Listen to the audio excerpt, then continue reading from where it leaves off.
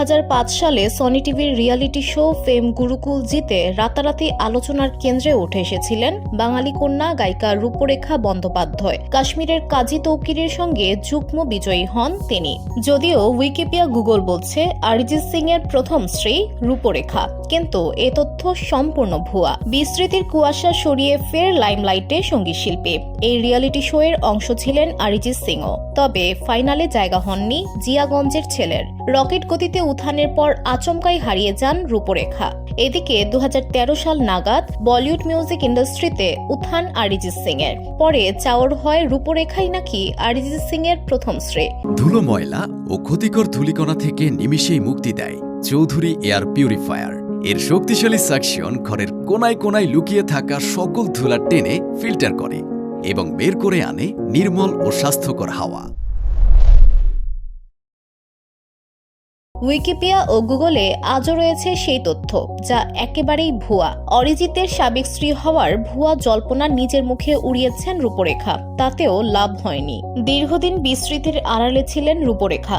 অবশেষে তার কামব্যাকের খবর দিলেন সুরকার গীতকার সমিত মুখোপাধ্যায়। ফেসবুকে রূপরেখার সঙ্গে একটি ছবি দিয়ে তিনি লিখেছেন, রূপরেখা বন্দ্যোপাধ্যায় বলে কাউকে মনে আছে? 2005 সালের ফেম গুরুকুলের বিজয়, জাভেদ আখতারজির প্রিয় প্রতিযোগী। তারপর নাকি হঠাৎ করে শোনা গেল অরিজিৎ সিং এর প্রথম বউ। সমিত বলেন, ভালো মেয়ে, সিম্পল মেয়ে তো সেই গুঞ্জনকে তাই অন্যভাবে ব্যবহার করেনি। ওর নিজের একটা সুন্দর পরিবার আছে, মেয়ে আছে, খুব ভালো একজন স্বামী আছে, খুব মন দিয়ে গানটা করে, শুধু সেটাই পারে আর অন্য কিছু পারে না বলে হারিয়ে গেছে। মালয়েশিয়ান প্রযুক্তিতে তৈরি অত্যাধুনিক cleaning machine modern vacuum cleaner যে কোনো ধরনের ধুলো ময়লাকে পরিষ্কার করে ঘরকে করে তুলুন চকচকে ও আকর্ষণীয়। Modem, brand of luxury. আমার কাছে আরজি নিয়ে এসেছে, দাদা তোমার মতো একটা মিষ্টি রোম্যান্স গান আমাকে কম্পোজ করে দাও। ভীষণ মন দিয়ে প্রায় রোজ এসে গান তুলেছে, খুব সুন্দর গেয়েছে। তিনি বলেন, সত্যি বলছি, আন্তরিকভাবে গেয়েছে। আজকাল এরকম ট্যালেন্ট তো চোখে পড়ে না খুব একটা। ওর গান আসছে আমার কম্পোজ করা, খুব শীঘ্রই। ওর পাশে থাকবেন, ওকে আশীর্বাদ করবেন সবাই।